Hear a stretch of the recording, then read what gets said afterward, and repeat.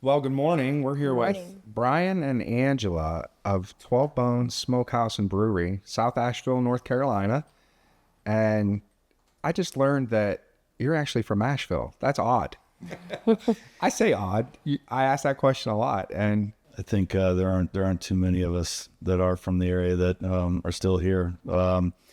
Yeah, I mean, I was born in Spruce Pine and lived kind of up that way in Yancey County till I was about 10, and then moved to North Asheville and then lived out in Weaverville.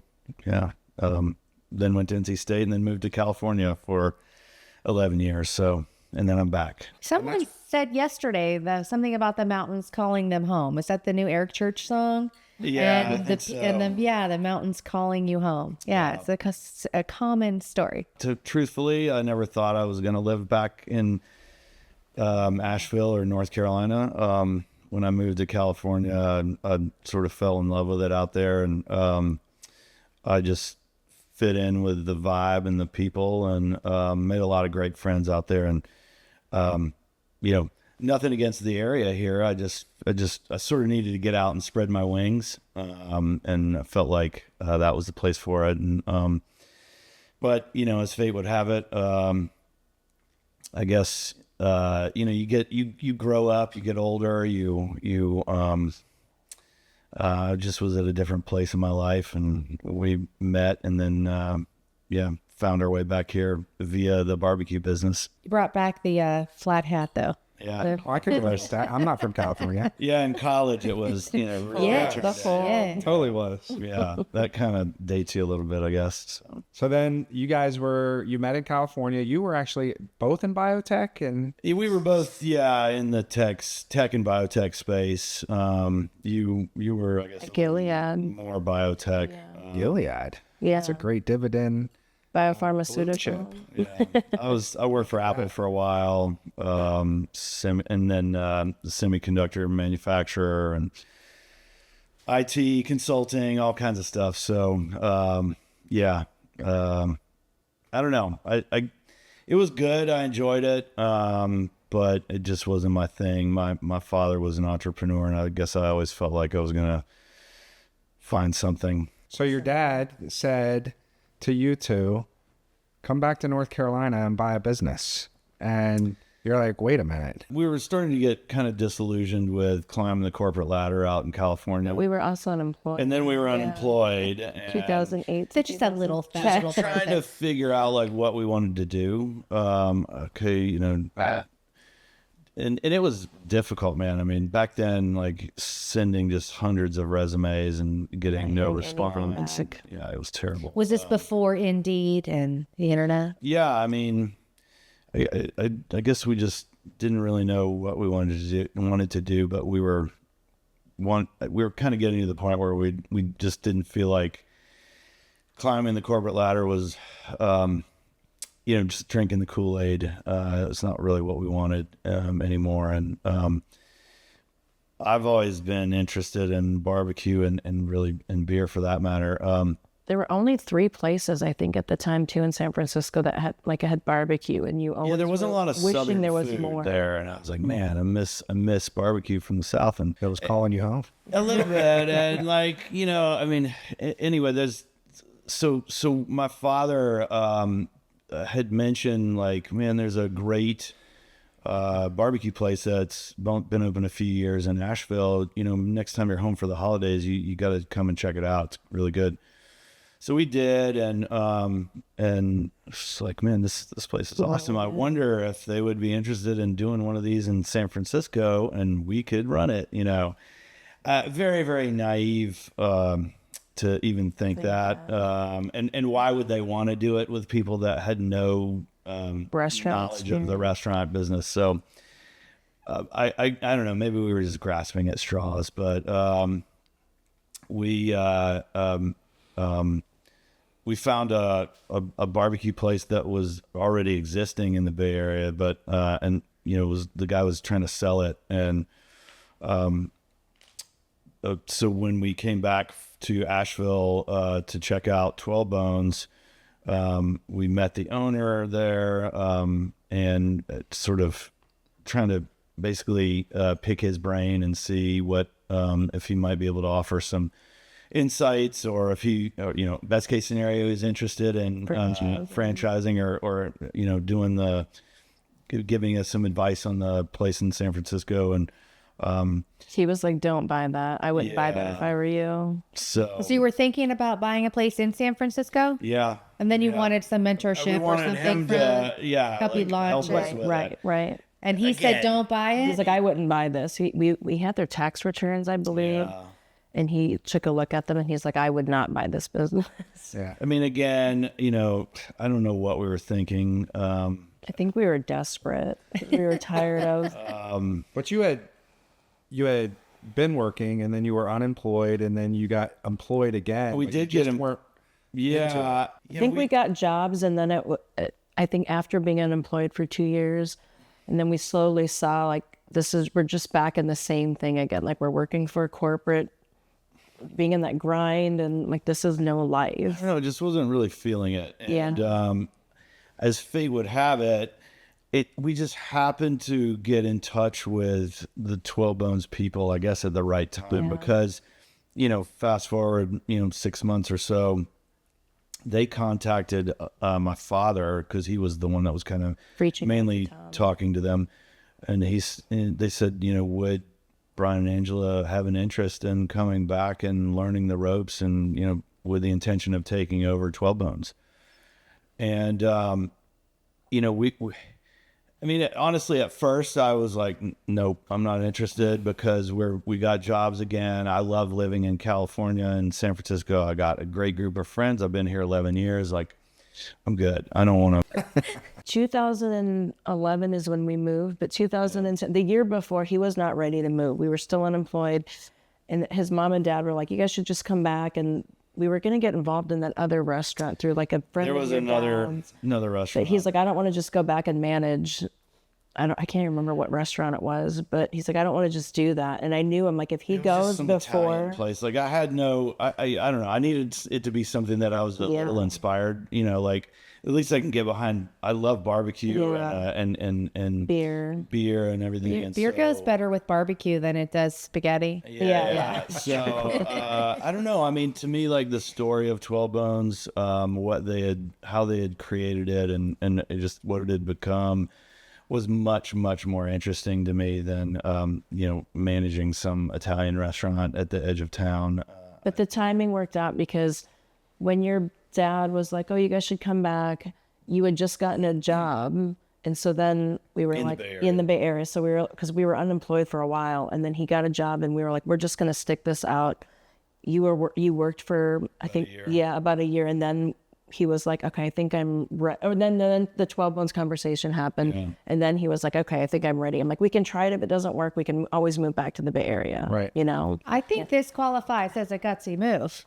I don't know. I mean, unemployed, honestly, and then a little job, and then come back home and take over a business that you had little to no experience in whatsoever. Where is the line between a gutsy move and a desperate? True. I think like it was born out of. Tell us the line. It was born out of. I probably gave us a 50-50 chance of, all right, you know what? Let's go to Asheville. We'll try this out, but maybe we'll be back in California in a couple of years. But I'm like, what can we That's lose? where, in a lot of ways, that's where my heart was. And it was not. I mean, like I built a life out there. It was not easy to give up all of my friends and move back to my hometown. In some ways, it feels like you're coming back with your tail between your legs, So for me, that was what was hard about it. I don't know. I mean, Yeah, for me, I love change. Like I moved to San Francisco from Colorado. I had a sister that committed suicide in 2007. So that was a catalyst that had me move to the Bay Area. And so people were like, you're so stupid. You're going to move to San Francisco and you don't have a job and you have a car. And I'm like, I've never been, but I said, if I don't like it or it doesn't work out, I can move back. That's what I told him. But I thrive on change. I need change. Change is constant. Yeah. It's not an easy thing. No. It's the only one consistent in our life. sure. Yeah. So yeah, I mean, I think after a lot of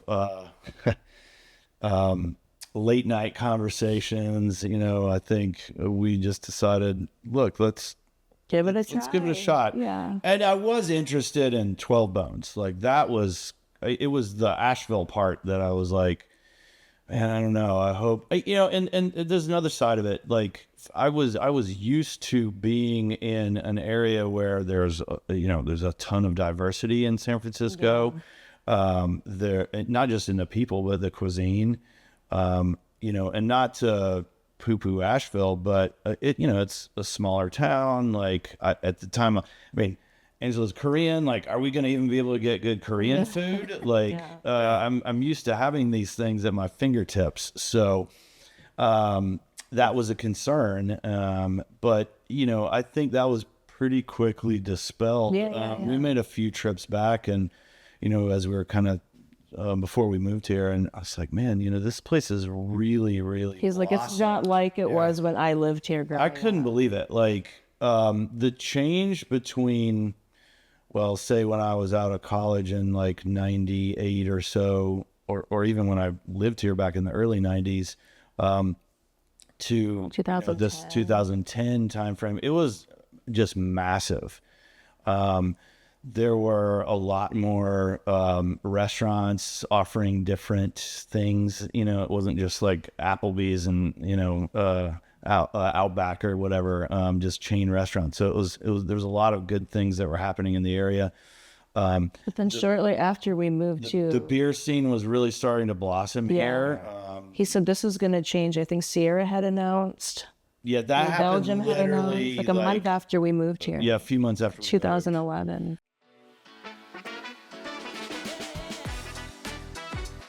A distinctive approach to passive income with luxury vacation rentals. For more information, check out our website, quinvestors.com. And now it's Beer City, USA. Yeah. It's funny you say that because last night we were downtown in Asheville, and we're talking with Steve and Donna Frelick, the owners of Yonder. And the conversation was just about how Asheville missed out on, the 80s and 90s and growing through that. And you're mentioning it now. And so we were actually, what was the chocolate place? French Broad Chocolate last night. Yeah. We went there after dinner. Where'd you guys go to dinner? Twisted Laurel. Oh, nice. Okay. Laurel. Okay. The Twisted Laurel catered Madeline and Hank's wedding Oh, okay. here. And that Stephen's daughter and okay. son-in-law. And the conversation as we were walking downtown and just pointing things out was about how it just didn't transform. And you're mentioning it now. But then as we were sitting over some chocolate and some coffee after dinner at French Broad Chocolate, we started talking about when did it transition. And you're spot on because we said the same thing. We're like 2010, 2012, and you're saying the same thing now. And so all of those things started the transformation. So in your mind, you're coming back to, the 80s and the 90s and a young kid and why am I taking Angela to Asheville? And it's changed. And so now it's a tourism capital. You've got an amazing arts and music and food scene here, and 12 Bones does an amazing job of contributing to the brewery vibe too. Even the people are a lot more diverse than it would have been 20 years ago. Yeah. When I just remember when I was a kid, it felt like it was just old people and or like retirees and Whoa. We're getting which is my age now. Yeah. I mean, it just was retirees and like ultra hippies and rednecks, and that was it. There was nothing else. But it's not like that anymore. It's really blossomed. You have people moving from all over the country. Like my friends in California know all about it. Yeah, they want to come. And many of them come. And that's a long ways to come just to visit a small town in the mountains. I mean, but it's a really cool small town. Yeah, it's amazing to see like what it's become. I mean, it's always had the arts and the outdoors. That's always been there, but even that has. The arts. There's more now, But I think we forget to and take it for granted. It's not until friends come and we take them downtown to all the usual spots, and they're like, "You're so lucky. The Asheville's awesome." I'm like, you know what? You're right. We really do take it for It granted. really is, like, for being basically 100,000 people. Yeah. What it has is unbelievable. I'm interested in the beer component at 12 Bones. Tell me about that. Because when I walk into 12 Bones, I order my barbecue and I look at the beer menu. Yeah, well, so like I said, I've always been interested in beer. Even in college, I remember at NC State there was a convenience store that had this just huge cooler full of beer from all over the place, and whatever was available back then in terms of craft beer, which. That's probably when we started. Yeah, there was Fat Tire, there was like Sam Smith's, there was some beer from Brazil, Xingu, and Sierra Nevada, of course. It's always been something I've been interested in, and I guess in the back of my mind, kind of always wanted to have a brewery, especially with being in Asheville and it being such a big thing here. But I kind of never thought it was going to be something that we could do because we were so busy with the restaurant. I guess the way things worked out when we found the building for the South Store, it was way too big for just the restaurant. And we thought, man, this would be great. Oh, there we go. Brewery. But when we found that building, we first asked the Wedge, because our second original location, the River Arts District, we were next to the Wedge Brewery. And so we asked them if they wanted to recreate kind of like the same vibe in South Asheville. And they said no. So then my brother had one in Manitou Springs, Colorado. He had just sold his share now to his ex-wife, but he and his ex-wife started one 10 years ago. So he came in. He's like, I think you guys can do it. He came and consulted. He helped us get everything going. Yeah. He helped build out the 12 Bones. The 12 Bones Brewery. The blueprint. Yeah. We also had a minority investor that has had a distillery in town and had a lot of utility experience, and so they helped us build it out as well. But yeah, I mean, I think it was one of those things like, even then, this was in 2018, I thought there were too many breweries in Asheville. How are we going to make this work? But the more I thought about it, I was like, well, we have the food component already. And that is going to become more and more of a necessity, I think. Especially at breweries, yeah. Because, in the early days of breweries, you could just have a brewery and it could have average beer and people would clamor to go to it, right?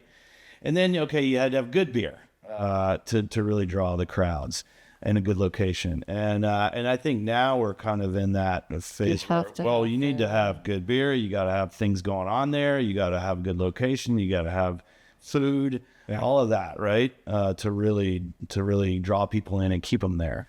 And food is not something that most breweries really want to get in. Like, it's hard. They make the beer. They don't want to deal with the food. The food is the hard. I mean, not to say the brewery stuff isn't hard, but the food aspect of it, I think, in my opinion, is harder. There's more going You're right. on there. There's more employees associated with it most of the time. Waste, all that kind of stuff. So, and we're at a point now where the expectation is higher than pretzels and beer cheese. Yeah, I mean, there's even a Michelin, I think it's Michelin rated brewery in Chicago, Moody Tongue.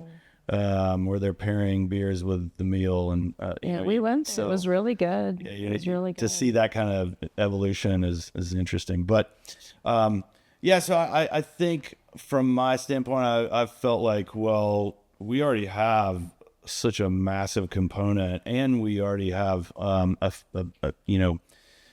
fan base, if you will, for the barbecue. Hopefully we can draw hopefully we can draw on that and build the brewery that way. It's been harder than we expected. Little did we know that inside of being a year old, the brewery that is, that Pandemic would hit, and then we had a few years of trying to just get back on our feet from that. And then now we've got, we had the flood in Asheville. So that's all within the first 5 years, basically, of having the brewery. We've had to deal with that. And on top of it, we realized that it was more difficult to get out of the shadow of the barbecue. People still every day, I didn't realize you guys had a brewery. I didn't know you guys brewed beer. Are you brewing on site there? Yeah. Yeah, so I shout out to the All Panic No Disco. Yeah, that's My love that beer. My personal favorite. yeah, that's a good one. Yeah. People. Yeah, our brewer Brandon, he's really good. He's a really good. Every once in a while, Brandon is a good dude. Yeah, yeah. you come up with some zingers, I love it. Yeah. So, curiosity kills the cat here. I'm sitting at the table and I'm looking at the food order line, and there's a Native American Indian mural. Who did that? Ian Wilkinson. Wow. We've got, when we were building out the river location in the Foundy area, we got to know there's a lot of graffiti down there, and we wanted to Like bad graffiti though.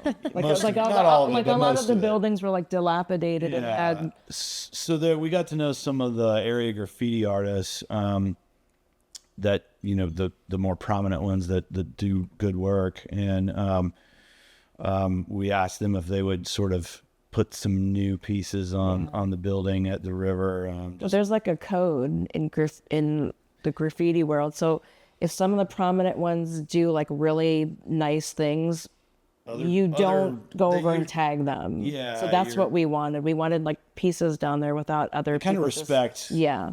Okay, like I'm not going to tag over someone else's. Yeah. Mural. Tag over.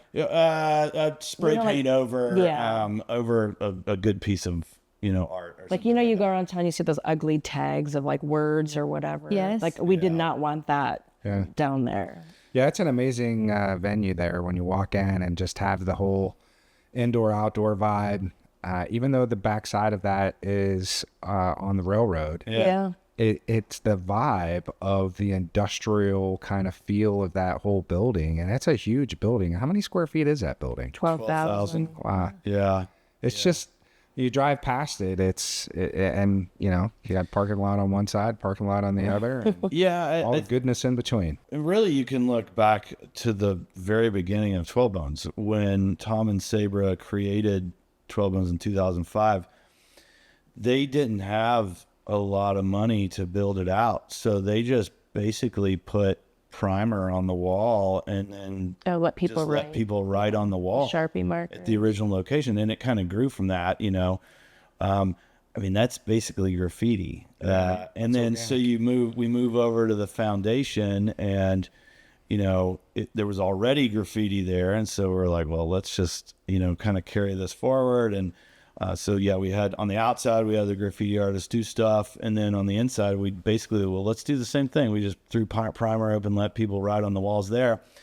And then when we were when we moved the south location from Sweeten Creek Road to Hendersonville, it was a little bit different because people didn't write on the walls down there, but we found the building was so big, we were like, man, this is going to look pretty barren if we don't do something to the walls. And so we asked those guys, like, hey, would you be willing to come down and just put some big pieces up? And they love big walls, so Sure they do. We just gave them free reign. The only one that we asked for was the Bourdain that we put up. Oh, yeah. He passed away when we were building it out, and like with that and Angela's sister, we felt like there was a bit of a connection to just suicide, I guess, in general, and wanting to. We loved Bourdain and just sort of, I don't know, just a bit of a tribute, I guess. Buying, selling, or investing. We are the Creative Ones. Visit us at creativeones.com. So the dying question here, you run a smokehouse brewery that's got amazing eclectic food. and we're talking offset here, and everybody's wondering how you don't weigh 500 pounds. We don't eat it every day. It's amazing. I mean, I do. Like, I like them. I eat the mac and cheese, green beans, chopped brisket, I gravitate, but it'll be bite size. Like, if we ate, you know, I think ribs you'd or- be surprised how many times people ask that question, you know. Wow, you guys own this barbecue place. Do you eat this every day? I'm like, no, I do not eat barbecue and drink beer every meal. Yeah. It seems like a dream for someone. Yeah, I mean, we used to have an employee who, and his wife worked at French Broad Chocolate Lounge, and they would bring truffles in that were blemished. And I asked him one time, I was like, "Oh my God, this is great! Like, why Don't you- she's don't like, they I- want them?" And she's he's like, like, "Are you "No." crazy? They get they're around of it. chocolate so I much. said, I get it now. They don't want these at all. Here, you guys have them." So anyway, yeah, it's, you know, when you're around it all the time, you still I mean, we love it, yeah, but I just, you know, Don't eat it. I don't every eat it day. every day. Do you want to expand? We've been asked a lot about franchising.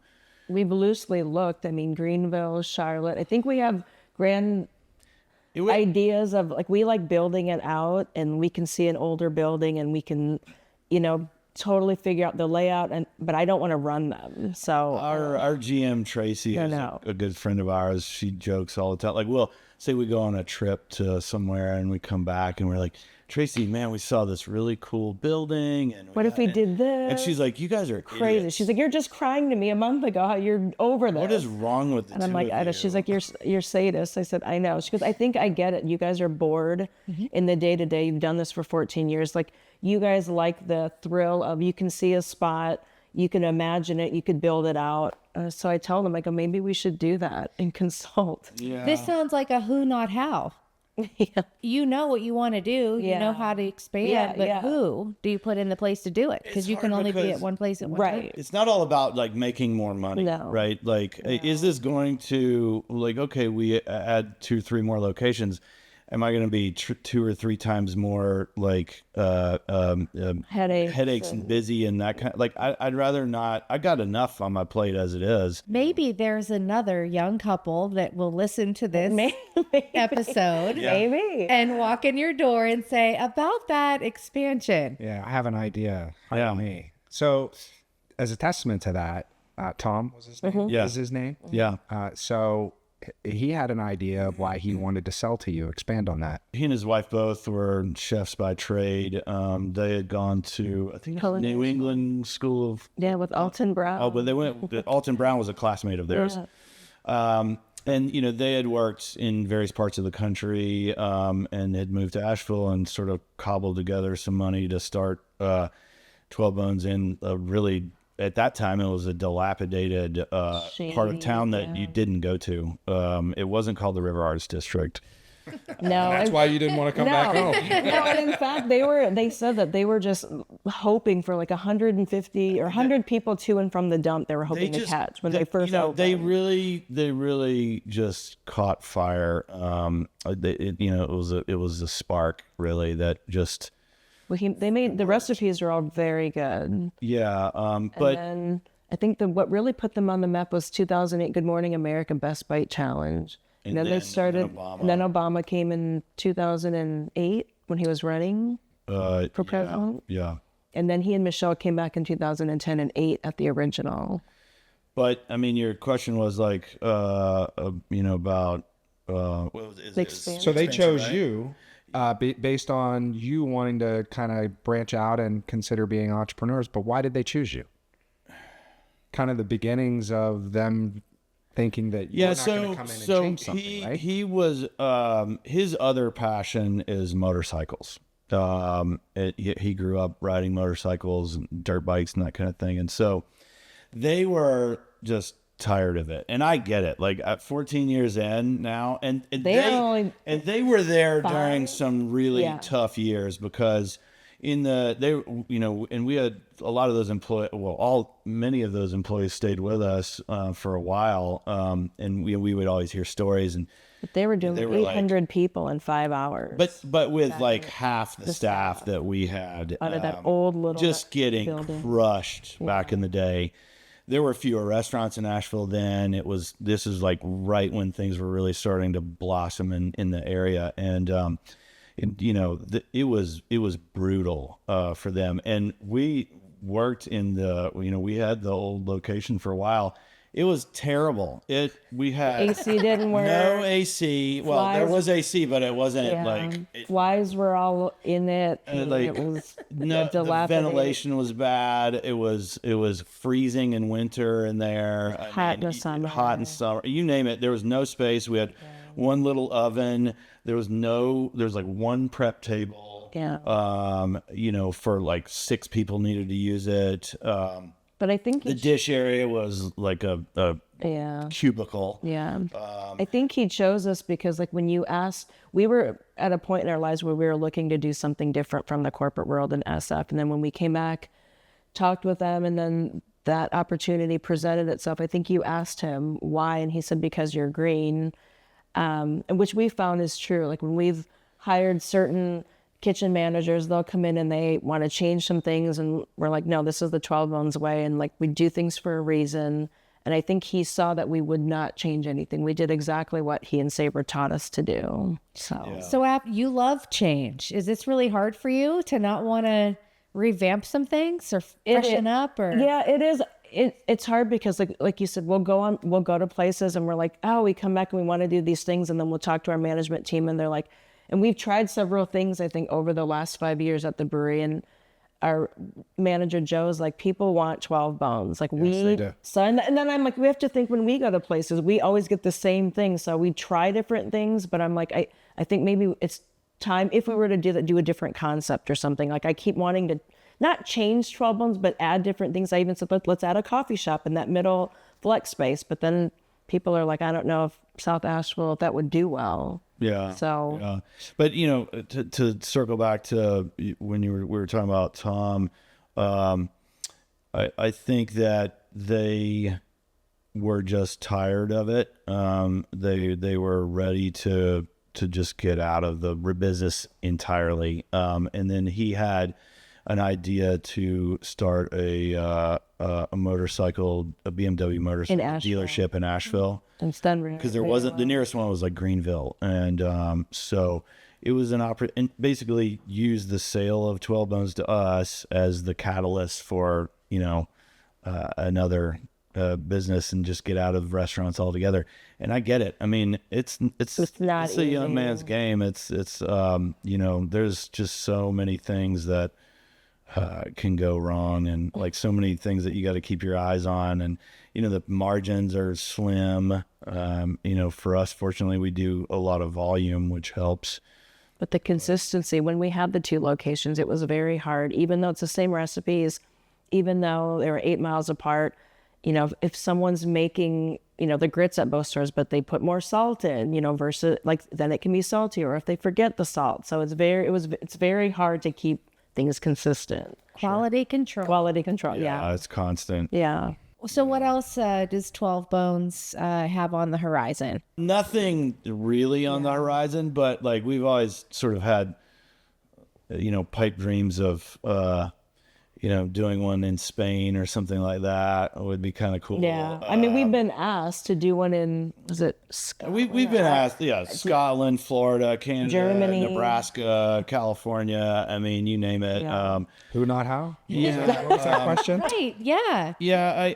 It's hard because I like being visible and on site, and I don't want to just be an absentee owner and just be like, okay, you guys take care of this, and I'll just sit back and collect my check. And people like to see us around too, and we don't have to help out on the level that we used to even 2 or 3 years ago, which is really nice. But still, we are there, and we are involved, and we are at meetings, and we do make our presence known and visible, and we're watching stuff.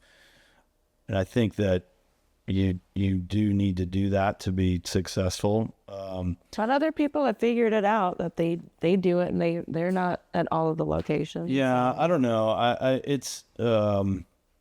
Yeah, the other side of it too is I think about like the best barbecue places in the country, and for the most part, none of the best ones are not. They have one location, and they crush it at that. Maybe a couple locations, but there's not 15 of them. You know what I mean? Country.